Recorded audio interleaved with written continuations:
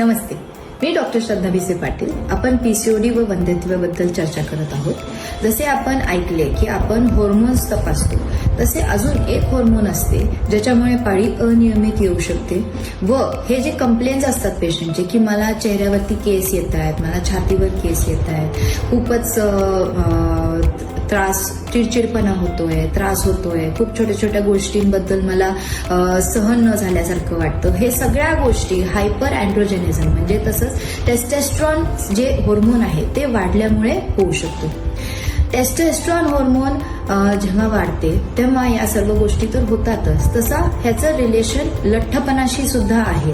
जेणेकरून हे जे आपली अब्डॉमिनल ओबेसिटी जे आपण म्हणलो, त्या अब्डॉमिनल ओबेसिटीमध्ये हे टेस्टोस्टेरॉन हॉर्मोन वाढतं व त्याच्यामुळे पुन्हा पाळी अनियमित होते व त्याच्यामुळे पुन्हा अब्डॉमिनल ओबेसिटी वाढते. तर हे विशेष सर्कल आपण बरोबर डाएटवर, एक्सरसाइज, झोप बरोबर घेणे व ताणतणाव कमीत कमी ठेवून करू शकतो.